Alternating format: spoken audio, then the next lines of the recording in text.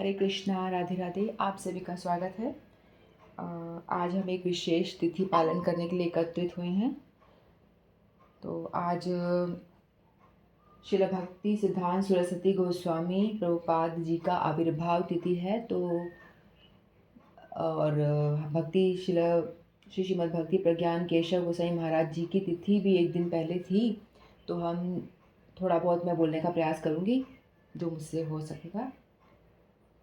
ओम अज्ञानतिमिरान्धस्य ज्ञानाञ्जनशलाकया चक्षुर्मिलितं येन तस्मै श्रीगुरुवे नमः।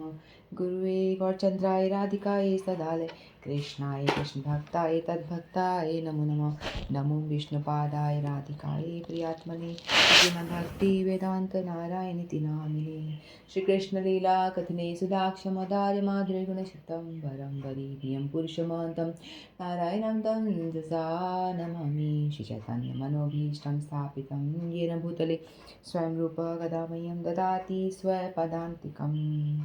आजानुलम्बितभुजगणकावदातु सङ्कीर्तनकपितरो कमलायताक्षो विश्वम्भरो द्विजवरो युधरं पालो वन्दे जगत्प्रियकरो करुणावतारो।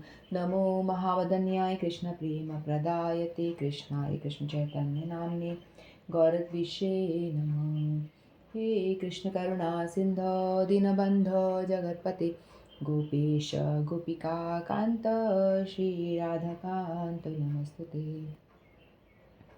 तत्कांचन गौरांगी राधे वृंदावनेश्वरी वृषभानुसुते देवी प्रणमामि हरिप्रिये। नीलाचल निवासाय नित्याय परमात्मने बलभद्र सुभद्राभ्यां जगन्नाथाय ते नमः। नमो विष्णुपादाय कृष्णपृष्ठाय भूतले श्रीमते भक्तिसिद्धान्त सरस्वतीति नामिने। श्रीवृषभान्वी देवी दयिताय कृपां धये कृष्णसम्बन्धविज्ञानदायिने प्रभवे नमः। माधुर्योज्ज्वल प्रेमाढये श्रीरूपानुगभक्तिं श्रीगौरकरुणाशक्तिविग्रहाय नमस्तुते। नमस्ते गौरवाणी श्रीमूर्तये दीनतारिणे रूपानुगविरुद्धा उपसिद्धान्तधावान्तधारिणे हारिणे।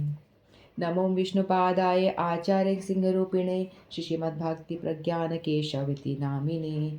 अतिमतरचरित्राय स्वाश्रिताञ्जनपालिने जीवदुःखे सदार्तार्य श्रीनाम प्रेमदायिने। गौराश्रय श्रीविग्रहाय कृष्णकामेकचापिणे रूपानुगप्रवराय विनोदेति स्वरूपिणे। प्रभुपादान्तराय सर्वसुदूर्णशालिने मायावादतमोऽध्याय वेदान्ताद्विधे नमः। श्री कृष्ण चैतन्य प्रभु नित्यानंद द्वैत गदाधर शिवासादि गौर भक्तवृंद। हरे कृष्ण कृष्ण कृष्ण हरे हरे हरे राम राम राम हरे हरे। हरे कृष्ण कृष्ण कृष्ण हरे हरे हरे राम राम हरे हरे। मैं सर्वप्रथम अपने परम आराधितम गुरुपाद पद्म लीला प्रविष्ट विष्णुपाद अष्टोत्तर श्रीमद् भक्ति वेदांत नारायण गोसाई महाराज जी के श्री चरणों में अनंत कोटि दंडवत प्रणाम करती हूँ। तत्पश्चात जिनकी आज आविर्भाव तिथि है श्रील भक्ति सिद्धांत सरस्वती गोस्वामी प्रभुपाद के चरणों में अनंत कोटि दंडवत प्रणाम करती हूँ। और श्री श्रीमद् भक्ति प्रज्ञान केशव गोस्वामी जी के चरणों में अनंत कोटि दंडवत प्रणाम करती हूँ। और समस्त रूपानुगुरु परंपरा के चरणों में मेरा अनंत कोटि दंडवत प्रणाम। आप सभी को मेरा यथार्थी प्रणाम स्वीकार। हरे कृष्णा। तो मैंने जो प्रणाम मंत्र पढ़ा, पहले मैंने अपने परम गुरुदेव का प्रणाम मंत्र पढ़ा, उसको मैं आपको थोड़ा सा एक्सप्लेन कर देती हूँ। श्री श्रीमद् भक्ति प्रज्ञान केशव गोसाई महाराज जी का प्रणाम मंत्र का अर्थ मैं आपको एक्सप्लेन करती हूँ। अतिमर्त्य चरित्र संपन्न, अपने आश्रित जनों का अत्यंत वात्सल्य भाव से पालन करने वाले, कृष्ण विमुख जीवों के दुख से सदा आर्त रहने वाले तथा श्री नाम प्रेम वितरण करने वाले आचार्य सिंह जगत गुरु ओम विष्णुपाद अष्टोत्तर श्री श्रीमद् भक्ति प्रज्ञान केशव गोसाई महाराज को प्रणाम करता हूँ, जो अपने आश्रित जन हैं जो उनके ऊपर आश्रित हैं, उनको वात्सल्य भाव से प्रेम करने वाले, उनका पालन करने वाले, और कृष्ण विमुख जीवों जो भगवत भक्ति में नहीं है उनके प्रति दुख व्यक्त करने वाले, दुख से सदा आर्त रहने वाले, यानी हमेशा परेशान रहने वाले, कि जो लोग भगवान की भक्ति नहीं करते और कृष्ण प्रेम से विमुख है, उनको किस तरह से भजन में लाया जाए, उनके प्रति हमेशा दुख को दिल में लेकर के चलने वाले, दुख जाहिर करने वाले, और श्री नाम प्रेम वितरण करने वाले, और भगवान नाम का प्रेम का वितरण करने वाले ऐसे आचार्य जगत गुरु ओम विष्णुपाद अष्टोत्तर श्री श्रीमद् भक्ति प्रज्ञान केशव गोस्वामी को मैं प्रणाम करता हूँ, जो महाप्रभु के चरणों का आश्रय ग्रहण करने वालों के लिए आश्रय विग्रह स्वरूप हैं, और जो भी महाप्रभु के चरणों का आश्रय लेते हैं, यानी श्रीमन महाप्रभु भगवान उनके चरणों का आश्रय लेते हैं, तो उनके लिए मैं हमेशा आश्रय स्वरूप है, मैं उनको मतलब हमेशा हेल्प करता हूँ, प्रेम भक्ति प्रदान करने के लिए तत्पर रहता हूँ। जो श्री कृष्ण की इच्छा पूर्ति के लिए ही आचरण करते हैं, रूपानुगम में श्रेष्ठ हैं, भगवान कृष्ण की जो इच्छा है उसे पूर्ण करने के लिए सदैव तत्पर रहते हैं, और रूपानुगु वैष्णवों में उनका एक बहुत ही मजबूत ठोस नाम है। शिला प्रभुपाद के अंतरंग पार्षद हैं, और वो प्रभुपाद के अंतरंग पार्षद यानी जो उनके मन के करीब हैं, उनके जो अंतरंग उनके भाव हैं उनको जानते हैं। सभी सुगुणों से संपन्न, समस्त गुणों से संपन्न है, मायावाद रूप अंधकार का नाश करने वाले हैं, वेदांत विद हैं तथा स्वरूपतः विनोद मंजरी हैं। चैतन्य महाप्रभु की लीला में वो श्री श्रीमद् भक्ति प्रज्ञान केशव गोसाई महाराज जी के रूप में आए हैं, और कृष्ण लीला में वो विनोद मंजरी है। उनके चरणों में मेरा सादर प्रणाम है। फिर दूसरा श्रील प्रभुपाद जी की जो वंदना हमने की उसका अर्थ बताती हूँ। मैं श्री कृष्ण के प्रिय पात्र ओम विष्णुपाद अष्टोत्तर श्री श्रीमद् भक्ति सिद्धांत सरस्वती गोस्वामी नामक प्रभु की वंदना करता हूँ, जो करुणापूर्वक इस भूतल पर अवतीर्ण हुए हैं। वे श्री विश्वभानवी देवी राधिका के अत्यंत प्रिय पात्र हैं, कृपा के सिंधु हैं और कृष्ण संबंध विज्ञान के दाता हैं, जो माधुर्य के द्वारा उज्ज्वलीकृत प्रेम पूर्ण श्री रूपानुग भक्ति प्रदानकारी तथा श्री गौरांग महाप्रभु की करुणा शक्ति के साक्षात विग्रह स्वरूप हैं, और गौरवाणी के श्री मूर्ति स्वरूप दीन जनों के त्राणकर्ता और श्री रूपानुग विचार के विरुद्ध कुसिद्धांत रूप अंधकार का विनाश करने वाले हैं। उस श्रील सरस्वती ठाकुर को नमस्कार करता हूँ। तो यहाँ बताया है जो करुणा पूर्वक, तो राधा रानी है, राधा रानी देखती हैं कि मेरे जन जो पृथ्वी पे हैं, लोग पृथ्वी लोक पे जो लोग हैं बहुत ही दुखी है,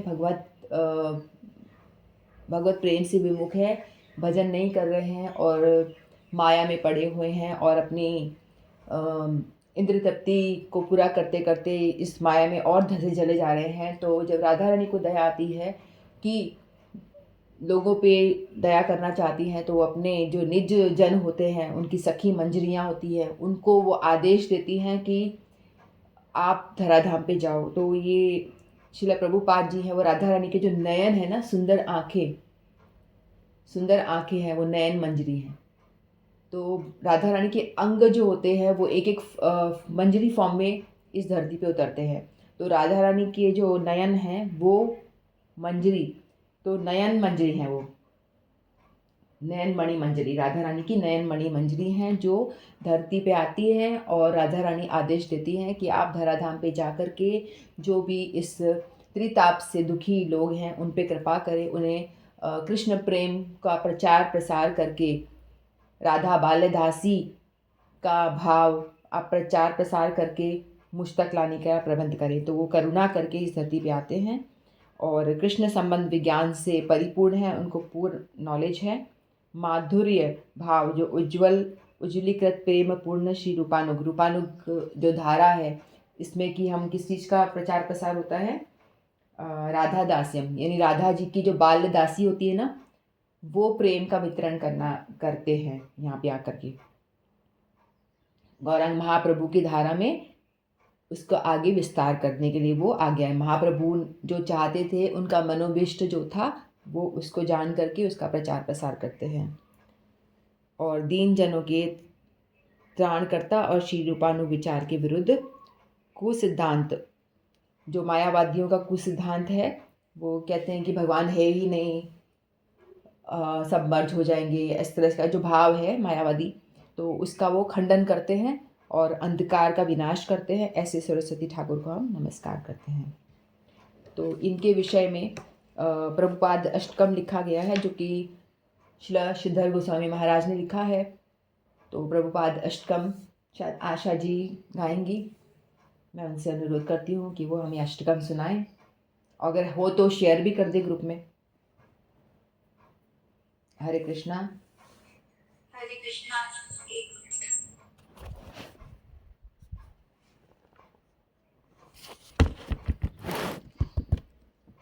एक दिन पहले भक्ति प्रज्ञान केशव गोसाई महाराज जी की तिथि थी, उनकी आविर्भाव तिथि थी। और आज एक दिन के बाद में, आज यानी 4 फरवरी को इनकी थी, और 6 फरवरी को आज श्रील भक्ति सिद्धांत सरस्वती गोस्वामी प्रभुपाद जी की आविर्भाव तिथि है। आज एक और महापुरुष की तिरुभाव तिथि है, श्रील गौर किशोरदास महाराज, उनकी आज तिरुभाव तिथि है। तो ये जो माघ महीना है, ये बहुत ही शुभ महीना है। इससे पहले हमारे गुरुदेव की, सबसे पहले हमारे गुरुदेव की तिथि आई थी, आविर्भाव तिथि। उसके बाद में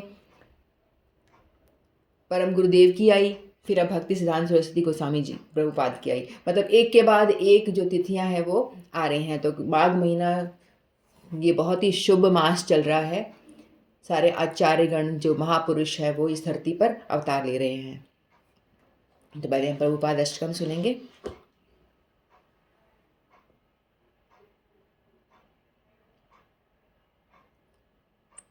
हरे कृष्णा। आवाज आ रही है मेरी? हाँ।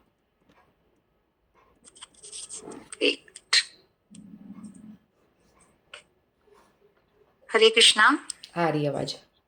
आ रही है ना? हाँ, मैंने उसको बंद कर दिया। मैंने सोचा था पहले लैपटॉप से, कोई नहीं, चलो ठीक आ रही है ना? गड़बड़ आई तो बता देना, फिर चुप हो जाऊंगी किसी का टाइम। हाँ हाँ,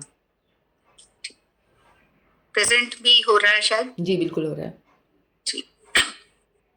सुजनार बुधरादिक पाद युगम युग धर्म धुरंधर पात्र वरम वरदा भयदायक पूज्य पदम प्रणमामि सदा प्रभुपाद पदम प्रणमामि सदा प्रभुपाद पदम प्रणमामि सदा प्रभुपाद पदम भजनार्चित सज्जनम सपतिम पतिताधिक कारुणिकैक गतिम गतिवंचित वंचकांचिन्त्य पदम प्रणमामि सदा प्रभुपाद पदम प्रणमामि सदा प्रभुपाद पदम प्रणमामि सदा प्रभुपाद पदम अति कोमल कांचन दीर्घ तनु निंदित हेम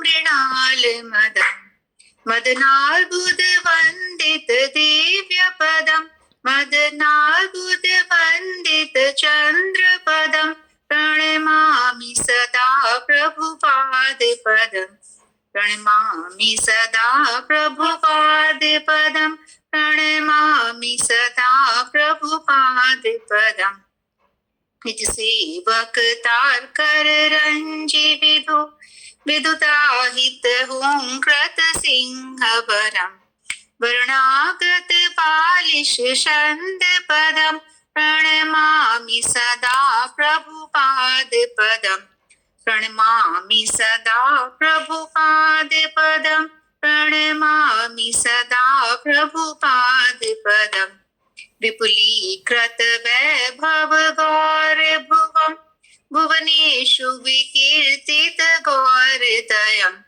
दनीय गणार्पित गौरपदं प्रणमामि सदा प्रभुपादपदं दनीय गणार्पित गौरपदं प्रणमामि सदा प्रभुपादपदं प्रणमामि सदा प्रभुपादपदं प्रणमामि सदा प्रभुपादपदं चिद्गौर जनाशय विश्वगुरु गुरु गौर किशोरक दास्य परम परमादृत भक्ति विनोद पदम प्रणमामि सदा प्रभुपाद पदम परमादृत भक्ति विनोद पदम प्रणमामि सदा प्रभुपाद पदम प्रणमामि सदा प्रभुपाद पदं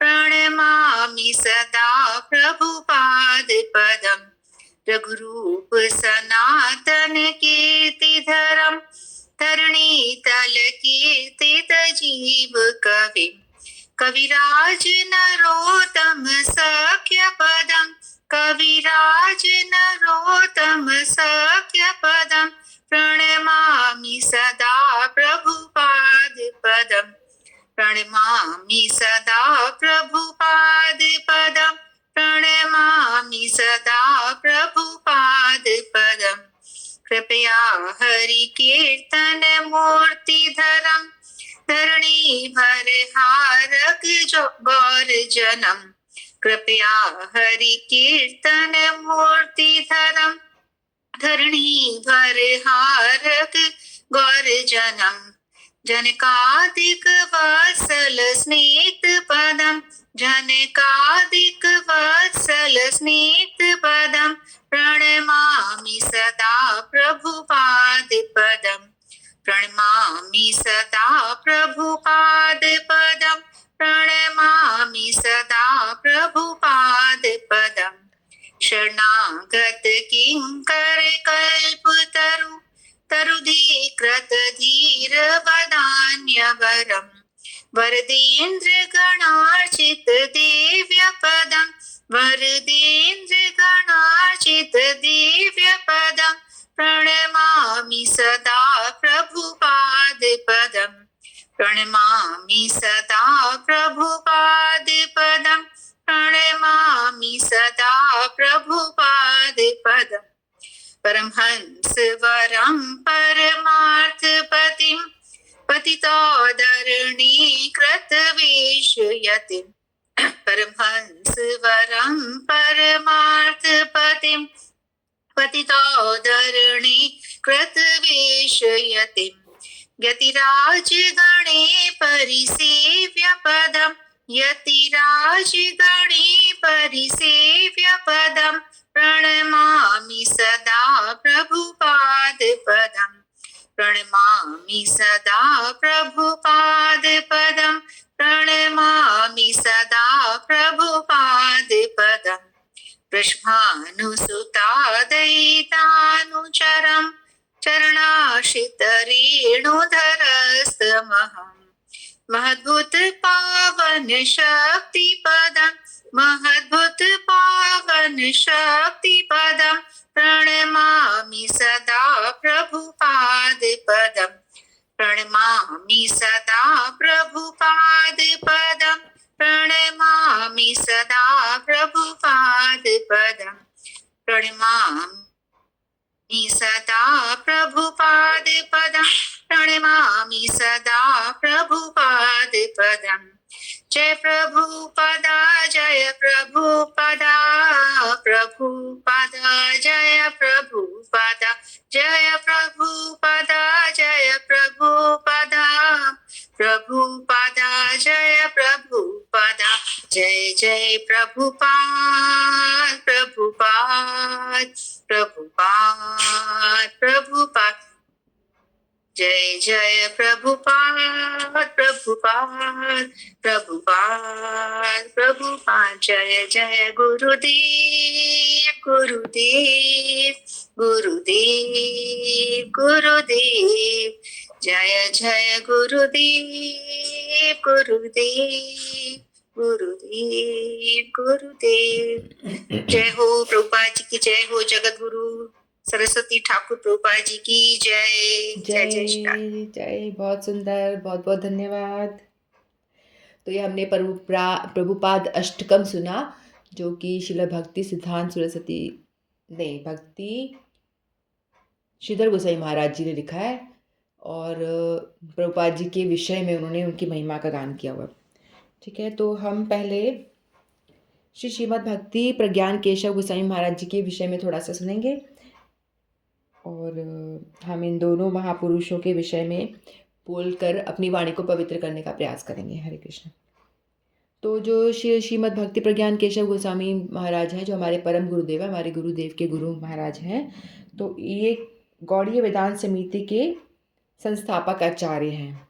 इन्होंने गौड़ीय वेदांत समिति की स्थापना की थी, और इनका जन्म बांग्लादेश के बरिशाल जिले में बनारीपाड़ा नामक ग्राम में हुआ था। और इनके जो पिताजी थे वो बहुत ही समृद्ध जमींदार थे। जो इनका परिवार था बहुत ही अच्छा समृद्ध था, और जमींदार परिवार में, अच्छे परिवार में उनका जन्म हुआ था। और जब इनकी माता इनको गर्भ में धारण किए हुए थी, जब ये गर्भ में थे, तो उस टाइम पे कोई एक ब्राह्मण आए थे, वैष्णव ब्राह्मण कोई आए, और उन्होंने इनकी माँ को मिठाई दी, मिष्ठान दिया था।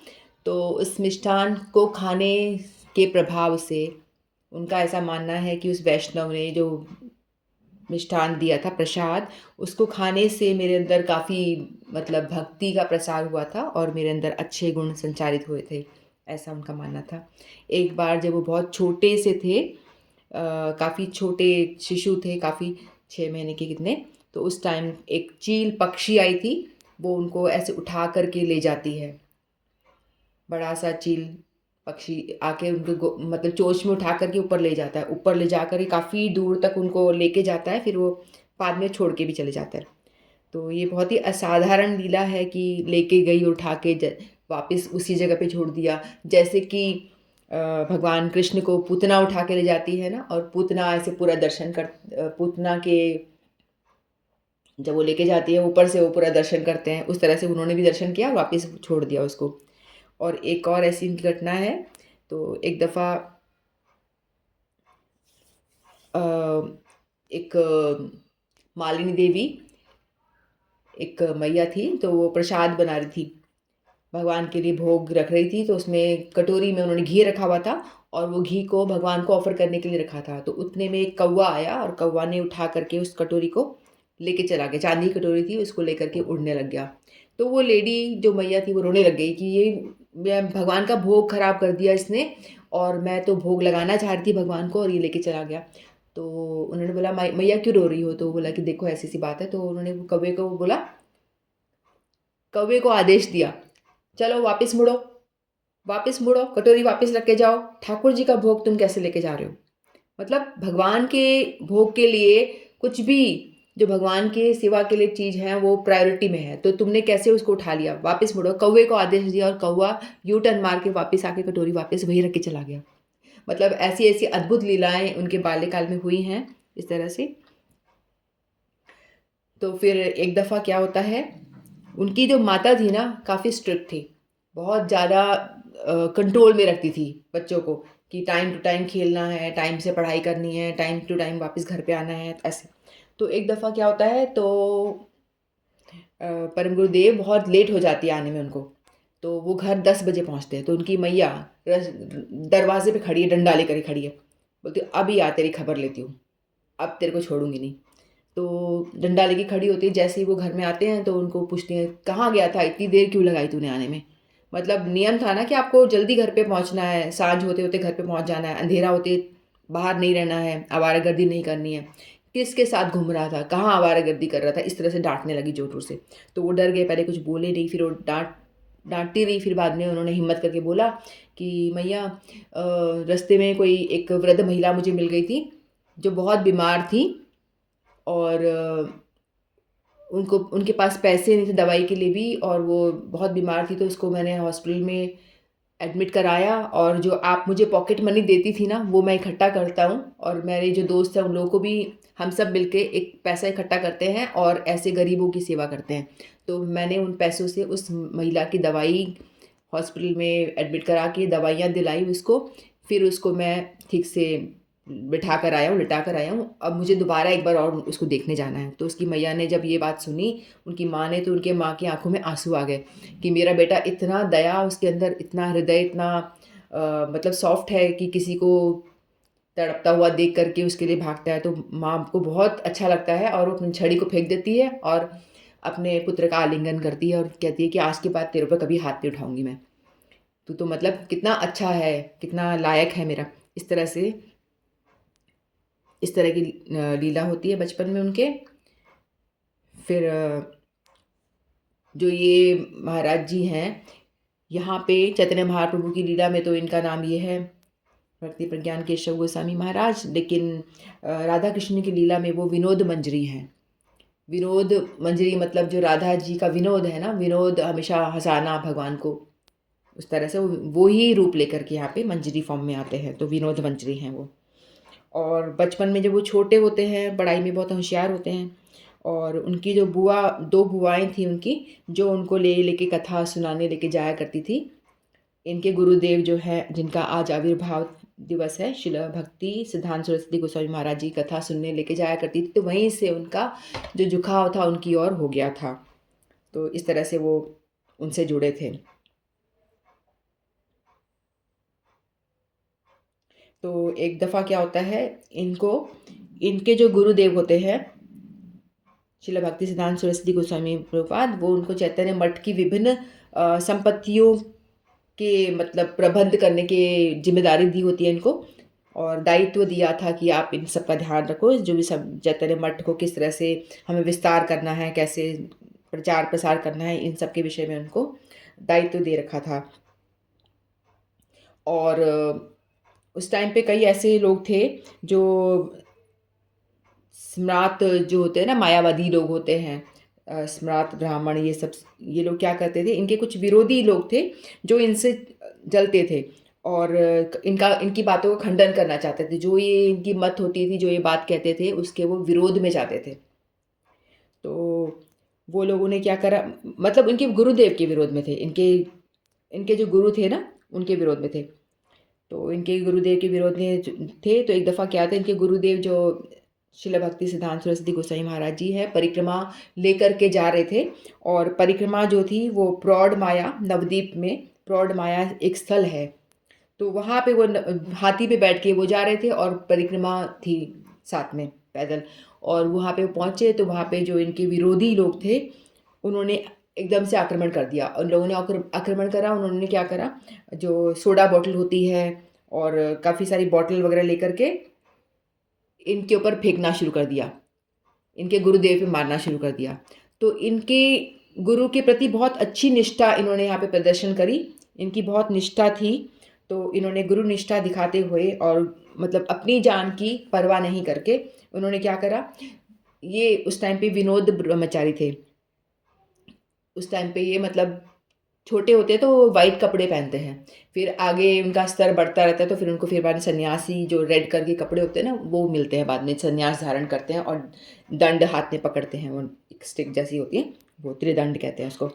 तो जो इनके गुरुदेव थे उन्होंने तो सन्यासी वस्त्र धारण किए हुए थे रेड कलर के, और इनके पास वाइट कपड़े थे, यानी बिगिनर ब्रह्मचारी थे वो। तो इन्होंने क्या करा, अपने गुरुदेव के प्राण बचाने के लिए इन अपने कपड़े एक्सचेंज कर लिए। उनका दोनों की कद काठी जो थी एकदम सेम सेम थी ऑलमोस्ट, और दोनों ही बहुत सुंदर गौड़ वर्ण के थे। जैसे कहते हैं ना कि आजा अनुलंबित भुजा, जैसे चैतन्य महाप्रभु के लंबे घुटनों से भी लंबे उनके भुजाएं होती थी और सुंदर गोरे रंग के थे, तो वैसे ही इनके परिकर भी हैं, वो भी ऐसे ही सुंदर हैं। तो दोनों का एक जैसा कद काठी थी, तो इन्होंने अपने कपड़े एक्सचेंज कर लिए और अपने गुरुदेव को तो भेज दिया कैसे भी करके कि आप यहाँ से निकल जाओ, और आप उनको सुरक्षित वहाँ से निकाल दिया, और खुद वहाँ पे अपनी जान को जोखिम में डाल के उन लोगों से मतलब सामना किया उनका। तो इस तरह से इस अपने गुरु की प्राणों की रक्षा के लिए उन्होंने अपनी चिंता नहीं करी और यहाँ पे गुरु निष्ठा का प्रदर्शन किया। ऐसा तो नहीं है कि जो नयन मंजरी हैं इनके गुरुदेव वो अपनी रक्षा नहीं कर सकते हैं वो, लेकिन तो भी वो अपने गुरु अपने शिष्य की परीक्षा लेते हैं और संसार में कैसे गुरुनिष्ठा होनी चाहिए वो दिखाने के लिए ऐसी लीला करते हैं वो लोग। तो इस दौरान बीच में किसी एक व्यक्ति ने जाकर के पुलिस को बुलाया, फिर पुलिस ने आकर के जो विरोधी लोग थे, उपद्रवी जो थे, उन सबको पकड़ करके फिर उनको जेल में डाला। लेकिन प्रभुपाद जी, जो ये श्रील भक्ति सिद्धांत सरस्वती गोस्वामी इनको प्रभुपाद कहते हैं, तो प्रभुपाद जी मतलब इतने करुणामय, इनके अंदर इतनी दया थी, तो इन्होंने क्या कहा कि आप इन्हें छोड़ दो, इन्होंने कुछ नहीं बिगाड़ा मेरा, कुछ नहीं करा, छोड़ दो इनको। तो उनको रिहा करा दिया, उनकी ज़मानत करा दी। तो वहाँ से इस तरह से मतलब एकदम प्रचार हो गया, इस तरह से फैल गया कि जगाई मधाई का उद्धार किया था। नित्यानंद प्रभु को जब मधाई ने मारा था तो उन्होंने उसको बोला, चैतन्य महाप्रभु से बचाया कि नहीं इसने कुछ नहीं करा, इसको छोड़ दो। तो उसी तरह से बोला कि उन्हीं का ही अवतार प्रकट हो गए दोबारा से, जिन पे प्रहार किया, यानी जान लेने का प्रयास किया, उसके बावजूद भी उन्होंने उनको बोला कि छोड़ दो कोई बात नहीं। तो चैतन्य महाप्रभु का दूसरा अवतार प्रकट हो गया है, ये तो सब पे उतार मतलब दया करके सबको बचा रहा है, ऐसी मतलब उस टाइम पे वो हो गया, फैल गया पूरा। तो ऐसी उन्होंने मतलब उनको अपने शरीर पे यदि कोई प्रहार कर रहा है तो उन्हें कोई चिंता नहीं होती थी, कोई बात नहीं, कोई फ़र्क नहीं पड़ता। लेकिन यदि उनके विचारों पे कोई खंडन करता है, उनके विचार जो वो कह रहे हैं कि जो कहना चाहते हैं उनकी बातों को कोई खंडन करता है, तो वो उसका पलट कर प्रहार करते थे। तो मतलब वो उसको नहीं मानते थे। तो एक दफ़ा कोई एक प्रचारक आया, उन्होंने बोला कि देखो आपके शिष्य जो है ना कम हैं, तो आप यदि थोड़ा सा ढील दे दो ना, चाय और बीड़ी पीना छोड़ के बाकी सब, चलो नॉनवेज वगैरह नहीं खाएंगे, बाकी ये सब नहीं करेंगे, लेकिन थोड़ी सी छूट दे दो, आप चाय और बीड़ी ना पिए, पी ले, तो आपके मतलब असंख्य बहुत सारे शिष्य हो जाएंगे। तो गुरुदेव कहते हैं कि मुझे चाहिए ही नहीं, इतने सारे तारे आसमान में मुझे नहीं चाहिए, मुझे एक चांद है वो चलेगा। मतलब जो मेरा विचार है, भजन में जो मेरा विचार है उसके खिलाफ एक कदम भी इधर उधर नहीं। जो चैतन्य महाप्रभु जो चाहते थे वैसा का वैसा ही मैं शुद्ध रूप में उसका प्रचार करूँगा, शुद्ध भक्ति का। मुझे बिल्कुल मिलावट नहीं चाहिए। तो हम देखते हैं ना कि आजकल जहाँ भीड़ लगी हुई है, जहाँ बहुत सारे लोग जा रहे हैं, बहुत भीड़ लगी हुई है, तो इसका मतलब ये समझना चाहिए कि वो ऐसी कुछ बातें प्रचार कर रहे हैं जहाँ पे लोगों की मत, जो लोग राजी हो पा रहे हैं, उसको एक्सेप्ट कर पा रहे हैं। और यहाँ पे इस मठ में मतलब गौड़ीय संप्रदाय में लोग ज़्यादा आ नहीं पाते, क्योंकि यहाँ बहुत बंधन है। लोग बोलते हैं जैसे प्याज मत खाओ, आपको चाय भी नहीं पीनी है, आपको ये ऐसा बहुत ज़्यादा है ना, तो इसलिए लोग बाग बोलते हैं नहीं इतना कौन करे, इतना बंधन नहीं हो पाएगा हमसे, तो लोग आते ही नहीं हैं। तो इन्होंने बोला कि हमारे विचार में कोई भी मतलब कोई छूट नहीं होगी, कोई ढील नहीं होगी। जो आएगा वो बिल्कुल शुद्ध तरीके से जो फॉलो कर पाएगा वही आगे बढ़ेगा, नहीं करेगा तो ना, कोई बात नहीं, कोई ज़रूरत नहीं है, जाओ, मुझे हज़ारों तारे की ज़रूरत नहीं है, मुझे एक चाँद चलेगा। तो वो मानते नहीं थे, बोले कि हमें नहीं चाहिए, हज़ारों फॉलोवर्स की मुझे कोई ज़रूरत नहीं है, यदि एक भी आ रहा है तो चलेगा। तो इस तरह से उनका मत था। मतलब शरीर के प्रति उनको प्रहार करोगे तो वो उसको माफ़ कर देते, लेकिन उनके विचारों पे यदि कोई प्रहार करता है तो उसको वो बिल्कुल भी मानने को तैयार नहीं होते हैं। तो इस तरह से उन्होंने अपने गुरुदेव की प्राणों की रक्षा करी और गुरु निष्ठा और अपनी सिंसेरिटी का अच्छा प्रदर्शन दिया और आगे आने वाले लोगों को भी शिक्षा प्रदान करी। तो ऐसे थे हमारे परम गुरुदेव, उनके चरणों में प्रणाम करते हैं। और अब हम श्रील भक्ति सिद्धांत सरस्वती गोस्वामी प्रभुपाद जी के विषय में कुछ बोलने का प्रयास कर। तो वो राधा रानी की लीला में, राधा कृष्ण की लीला में वो नयन मंजरी है, नयनमणि मंजरी है। तो जब राधा रानी को लगता है कि नीचे जो लोग हैं बहुत परेशान हो रहे, तो अपनी मंजरियों को वो गुरु रूप में धरती पर भेजती हैं। जैसे श्रील भक्ति प्रज्ञान केशव गोसाई महाराज जी नीचे आए तो वो हो गए विनोद मंजरी थी, और ये नयनमणि मंजरी नीचे आकर के भक्ति सिद्धांत गोस्वामी के रूप में वो जन्म लेते हैं, अवतार ग्रहण करते हैं। जैसे हमारे गुरु महाराज वो राधा कृष्ण की लीला में रमण मंजरी हैं, वो यहाँ आकर श्रील नारायण गोसाई महाराज जी के रूप में आते हैं यहाँ पे। तो इस तरह से उनकी मंजरियाँ यहाँ आकर के चैतन्य महाप्रभु जो भक्ति का प्रचार प्रसार करने आए थे, उन्हीं की ही जो धारा है उसको आगे बढ़ाते हैं, उनके गण हैं सारे, ठीक है।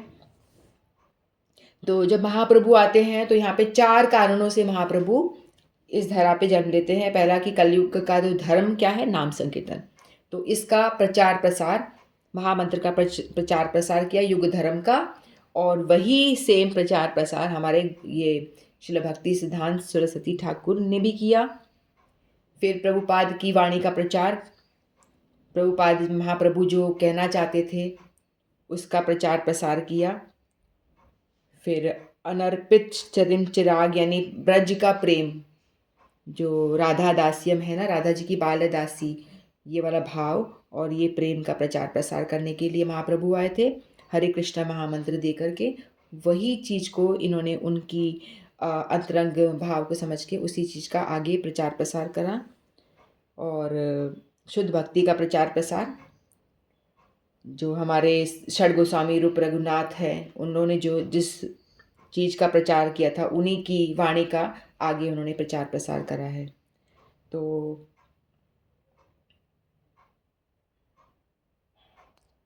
चौथा कारण था कि राधा रानी के प्रेम की महिमा को जगत में प्रचार करना।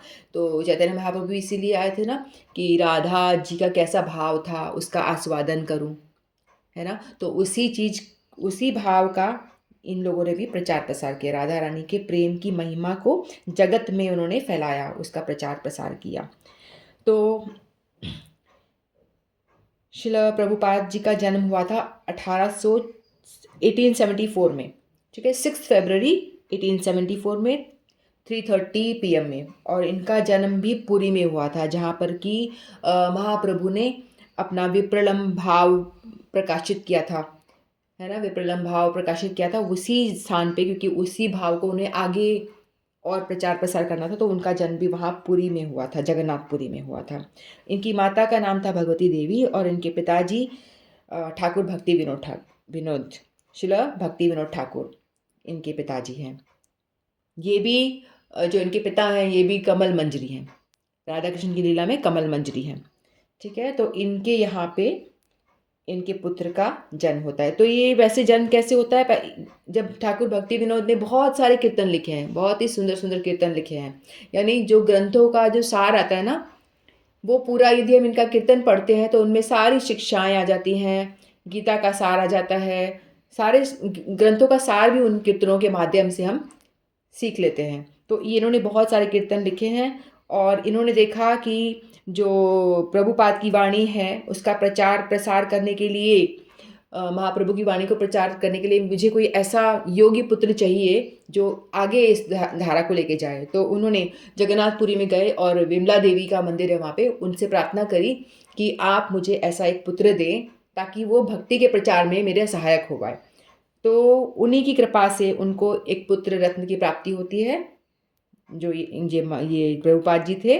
तो इसीलिए इनका नाम बचपन में होता है विमला प्रसाद, क्योंकि विमला जी की कृपा से इनका आविर्भाव होता है, तो इनका नाम ही रख दिया गया था विमला प्रसाद। तो बचपन में इसको विमला प्रसाद कह के बुलाया करते थे।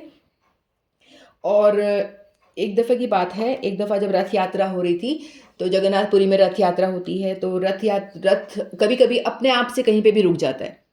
क्यों रुक जाता है? जब उन्हें लगता है कि कोई मेरा प्रिय भक्त यहाँ पे है या महाप्रभु खुद उनका दर्शन करना चाहते हैं तो रुक जाता है।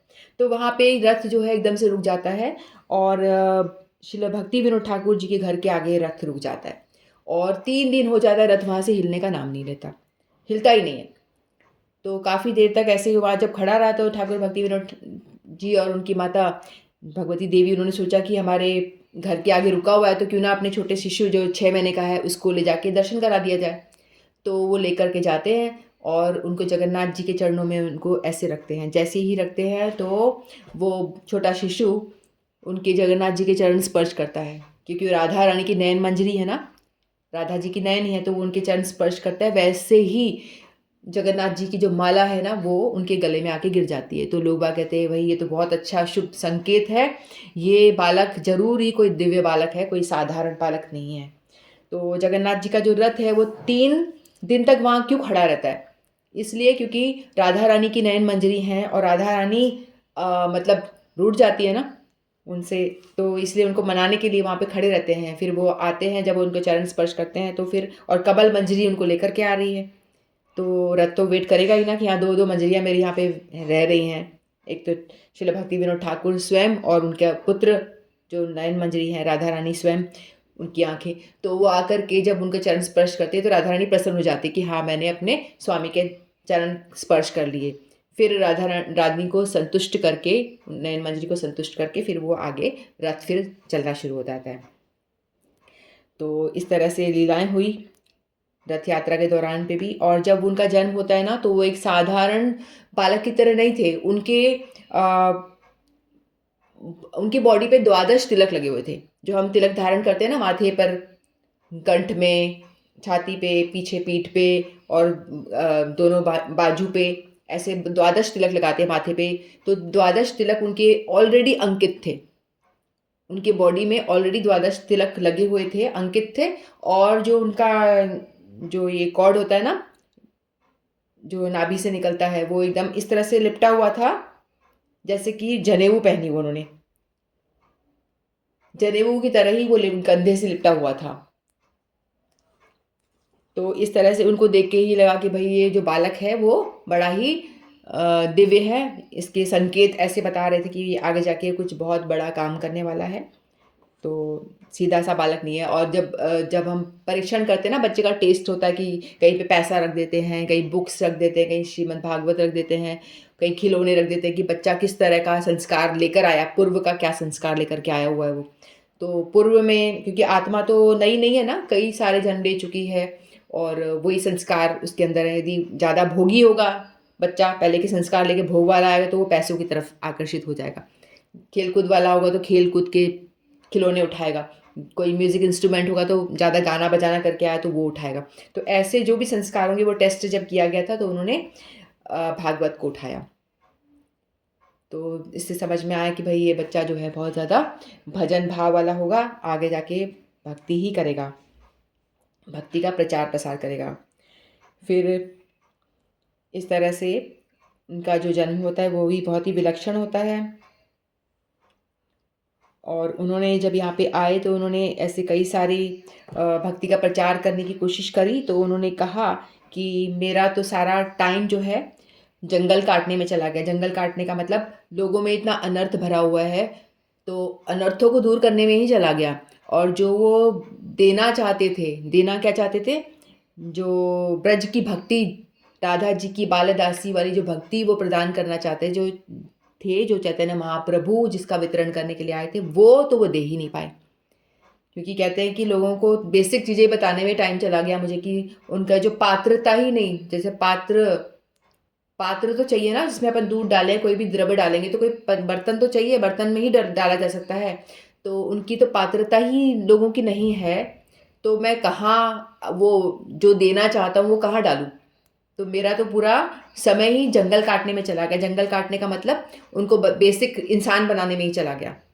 कैसे इंसान बनाऊँ मैं उनको भाई लहसुन प्याज मत खाओ, नॉन वेज मत खाओ, ये चीज़ें बेसिक चीज़ें 4 नियम बताते बताते उनको एक पात्रता देने में ही मेरा टाइम चला गया। मैं जो देना चाहता था वो दे ही नहीं पाया। तो ऐसा वो कहते हैं मेरा सारा समय जो है जंगल काटने में ही चला गया, अनर्थों को दूर करने में ही चला गया, कि लोगों को इंसान बना पाऊँ। और उसके बाद में फिर हमारे गुरुदेव आए, तो इन्होंने, हमारे गुरुदेव के गुरुदेव परम गुरुदेव आए, तो इन्होंने फिर वो उस भक्ति को आगे, जो उनके गुरुदेव की मनोभीष्ट थी, उसको ब्रज की भक्ति देने का उन्होंने प्रचार प्रसार किया। और हमारे गुरुदेव आए तो उन्होंने भी इसी चीज़ को आगे बढ़ाया, ब्रज की भक्ति को देने का ही प्रयास किया। और हमारे गुरुदेव कथा आरती कह रहे थे कि मैंने फिर ज़्यादा जंगल काटने में टाइम वेस्ट नहीं करा, क्योंकि हमारे पूर्व के गुरु जंगल काटते रह गए और उनको समय ही नहीं मिला। तो अब मैं जब ब्रज में जाता हूँ, नवदीप धाम और वृंदावन जाता हूँ, वहाँ तो मैं बिल्कुल जंगल नहीं काटता, मतलब सीधे ब्रज के रस की बातें ही करता हूँ मैं। गुरुदेव कह रहे थे कि मैं यही भक्ति का प्रचार करता हूँ, और ये फालतू जंगल काटने में या बेसिक नियम बताने में, इसमें टाइम को वेस्ट नहीं करता, ऐसा वो कह रहे थे। तो इस तरह से उनकी अनंत महिमा है। मैं तो अपने शुद्र मुँह से कुछ बोल नहीं पाई, लेकिन मैं कुछ जैसा भी हुआ मैं कोशिश कर रही हूँ। और ऐसी तो अनंत है, और जितना बोलते चाहो उतना ही कम है। तो हम आज उनकी तिथि है, तो उनको हम प्रणाम करते हैं और उनसे कृपा याचना करते हैं कि जो वो प्रचार प्रसार करना करना चाहते थे, उसमें से कुछ अंश हमें मिले। और हाँ, एक और बात, हमारे जब ये भक्ति सिद्धांत सरस्वती गोस्वामी परिक्रमा किया करते थे नवद्वीप धाम की, फिर ये चले गए, इनके अप्रकट हो जाने के बाद में वो ख़त्म सा हो गया था, तो हमारे परम गुरुदेव ने दोबारा से इस चीज़ का स्टार्ट करा, दोबारा से इस चीज़ की प्रचार प्रसार जो है दोबारा से स्टार्ट करा इन्होंने, और जो काम ये करना चाहते थे उनको आगे पहुंचाया। ऐसी बहुत सारी लीलाएं हैं उन्होंने करी जो मुझे याद दोबारा आ रही है, तो मैं दोबारा से शुरू कर रही हूँ। तो एक दफ़ा ऐसा था, मायापुर धाम जो चैतन्य महाप्रभु का जन्म स्थली है ना, वहाँ पे उसको मुस्लिम लोगों ने मियाँपुर बना दिया, मियाँपुर बना दिया था। उस पे पूरा मतलब कब्र वगैरह खोद दी थी, इस तरह से बहुत कब्जा कर लिया था। तो हमारे ये परम गुरुदेव ने क्या करा, ये बहुत ही साहसी थे, सिंह सिंह की तरह गर्जना करते थे, वैसे अंदर से बिल्कुल सॉफ्ट, और वैसे जहाँ पे स्ट्रिक्टनेस दिखानी है वहाँ बिल्कुल स्ट्रिक्ट, बहुत कठोर मतलब नारियल की तरह, अंदर से सॉफ्ट और ऊपर से बिल्कुल कठोर। तो इस तरह से वो गए और उन्होंने क्या करा, रातों रात वहाँ पे वो जो जगह थी वहाँ पे समाधि थी, अपने कई सारे लोगों को इकट्ठा किया। जब वो उनको जो प्रचार प्रसार के लिए भेजा जाता था ना, तब वो क्या करते थे, नाव वाले को, नाव गंगा नदी है वहाँ पे, तो नाव वाले को पैसे देते थे, जेब में हाथ डालते, जितने पैसे आए सारे पकड़ा देते थे, जितने पैसे हाथ में आए वो सब के सब पकड़ा देते थे। तो नाविक जो होते थे वो बोलते थे कि हमारी तरफ, हमारी नाव में बैठो, तुम ज़्यादा पैसे देते हो, हमें हमारे पास आओ, हमारी नाव में बैठो, हमारी नाव में बैठो। तो ऐसे सब उनको बुलाया करते थे। जो उनके साथ में लोग होते थे वो कहते थे कि ये है ना गलत काम करता है, ये विनोद ब्रह्मचारी जो है ये पैसे बर्बाद करता है, हम लोग भिक्षा करके लेकर आते हैं, ये यूं ही सबको दान कर देते हैं, ऐसे बोला, शिकायत करी उनके गुरुदेव को। तो उनके गुरुदेव ने बोला कि तुम अपने पूर्व आश्रम में, यानी जब तुम्हारा जब तुम अपने घर थे वो पूर्व आश्रम, वहाँ पे तुम कितने पैसे खर्च करते थे? बोलते थे 1 रुपया 1 आना। तो अब यहाँ कितना खर्च करते हो? बोलता है 4-5 आना। तो बोलते हैं 4-5 रुपये जो भी। तो बोला कि तो तुम ज़्यादा कर रहे हो ना? बोला हाँ। तो उनको शर्मिंदगी से बोले हाँ हम ज़्यादा कर रहे हैं। बोलते और ये कितना करता था पहले? क्योंकि ये जो थे जमींदार के बेटे थे, काफ़ी रिच फैमिली के थे, तो इनके बड़े खुले हाथ है, खूब पैसा खर्च करते थे हमारे परम गुरुदेव। तो और अब कितना खर्च कर रहा है ये? बोला अभी 4-5, तो पहले 50 कर रहा था, अब 4-5 कर रहा है, तो बताओ अब ये कम कर रहा है कि ज़्यादा कर रहा है? तो ऐसा तर्क दिया उन्होंने, बोले अब बहुत कम पैसे खर्च कर रहा है, तो फिर तुम कैसे कह रहे हो? बल्कि उनका एक प्लान था कि लोगों को इस तरह से अपनी ओर करने का, कि जब वो प्रचार करेंगे तो लोगों को अपनी ओर, वो अपने फॉलोअर्स बनाने के चक्कर में, तो इस तरह से वो ऐसा करते थे। तो हम मतलब बहुत ही दिमाग से काम चलाते थे, बहुत ही इंटेलिजेंट थे कि किस तरह से क्या नीति फॉलो करेंगे तो किस तरह से हम अपना मतलब लोगों में भक्ति का प्रचार कर सके, इस तरह से। तो ऐसे किया करते थे। तो मैं क्या बता रही थी?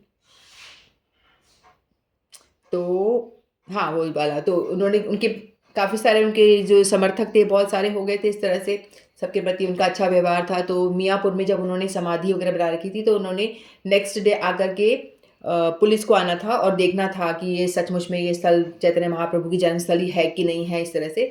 तो उन्होंने क्या करा, जो रातों रात एक दीवार बनाई, और जो उनके समर्थक जो फॉलोअर्स थे उन सबकी सहायता लेकर के जितने भी वहाँ समाधियाँ थी सबको निकलवाया, खुदा के सबको निकला गंगा नदी में बहा दिया, और वहाँ पे बड़े बड़े वृक्ष एक रात के अंदर वहाँ पे स्थापित कर दिए, बड़े बड़े पेड़ लगा दिए।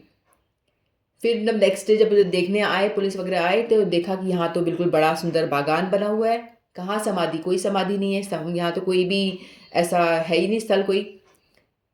और बोला ये तो बढ़िया सुंदर पेड़ वेड़ लगे हुए हैं। तो वो जो केस किया था उन्होंने, वो केस भी जीत जाते हैं। तो मतलब रातों रात चेंजेस करके, मतलब उनके अंदर इतना दिमाग था और इतना ज़्यादा उनके अंदर सिंह की तरह कोई भी चैलेंज लेने के लिए बहुत ज़्यादा पावर क्षमता थी, तो कर पाते थे ऐसा काम।